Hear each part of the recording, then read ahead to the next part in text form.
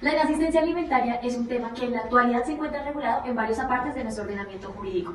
Es así como en un primer momento vamos a darnos cuenta que esta se encuentra en el Código Penal, estableciendo una pena privativa de la libertad de 16 a 54 meses de prisión para todas aquellas personas que incumplan con su deber legal de prestar alimentos. En un segundo lugar vamos a ver que también se encuentra regulado en el Código Civil, en donde se va a determinar, se va a desarrollar quiénes son los beneficiarios de ese derecho.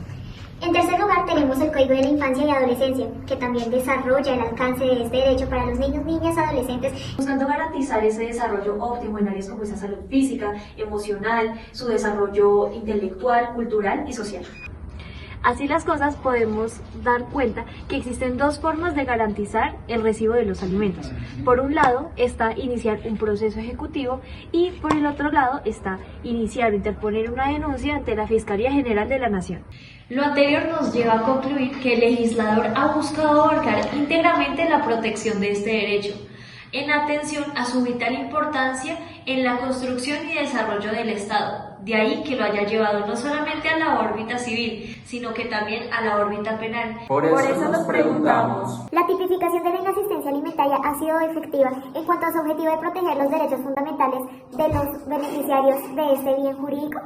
Tendremos como objetivo dentro de nuestra discusión determinar si la aplicación de una medida sancionatoria propia del derecho penal es efectiva para garantizar la protección íntegra del derecho de recibir alimentos.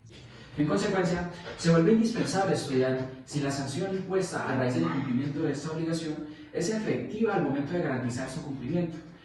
Esto bajo los preceptos de la proporcionalidad, la dignidad humana y la mínima intervención. Es parte del grupo de conductas punibles más recurrentes dentro del país, puesto a diario vemos cómo a raíz de un divorcio surgen obligaciones alimentarias y eso se ve reflejado en pagos parciales o totales que muchas veces no se van a poder ver reflejados por las condiciones socioeconómicas del deudor de estos alimentos.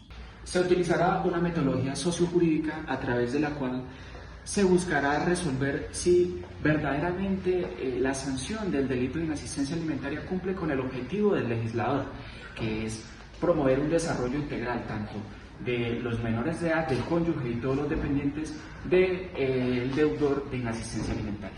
El sistema penal colombiano está integrado por un gran número de principios que sientan la base para concebir lo que hoy conocemos como el Estado Social de Derecho. Por ello, para los fines de este estudio tendremos en cuenta los siguientes principios. Número 1. La dignidad humana. El juez debe abstenerse de incurrir en excesos que puedan colocar a una persona en un estado de inferioridad. Principio número 2. Mínima intervención, en donde el legislador a la hora de definir las conductas que quieren que sean controladas debe hacer un análisis de los mecanismos de control social con los que cuenta para así definir el método idóneo para permitir la resolución del problema. Ciclo número 3, proporcionalidad. Este hace referencia a la equivalencia que debe existir entre el bien jurídico protegido, en este caso la inasistencia alimentaria, y los derechos fundamentales del infractor de la ley. Si el Estado decide hacer uso del derecho penal, es porque se encuentra en total armonía con los principios anteriormente señalados y esto va a permitir que su tipificación dé una solución oportuna al problema. Según el exministro de Justicia Néstor Osuna, el delito de inasistencia alimentaria genera situaciones disfuncionales y plantea la siguiente situación. La inasistencia alimentaria porque mire, si hay alguna forma errada para garantizar los derechos de un niño o niña a recibir los alimentos de un padre irresponsable, es metiendo a ese padre a la cárcel.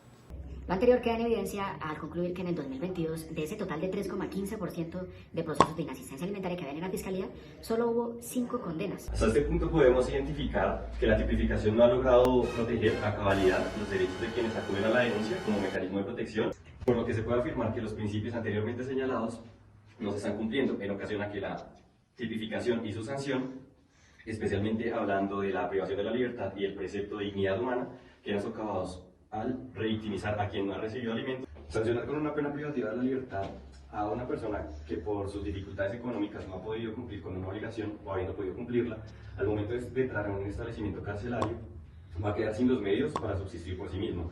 En cuanto al precepto de mínima intervención, se puede indicar que al existir medios como la iniciación de un proceso ejecutivo de alimentos para garantizar el pago de la obligación, se hace necesaria la intervención del derecho penal en una órbita que por su naturaleza es civil o de familia.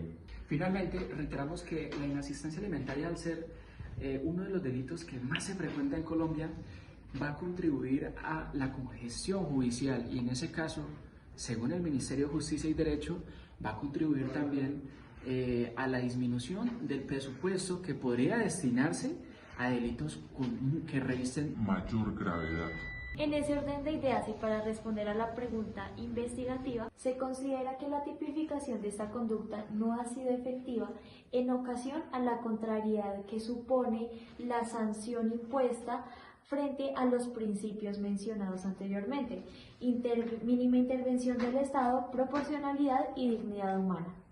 Proponemos despenalizar el delito de inasistencia alimentaria, ya que existen caminos para solucionar estas problemáticas, lo cual también nos podría ayudar a generar conciencia social, ya que podríamos acudir a conciliación como en primera medida y posteriormente ir a un proceso judicial de alimentos. Muchas gracias por su atención.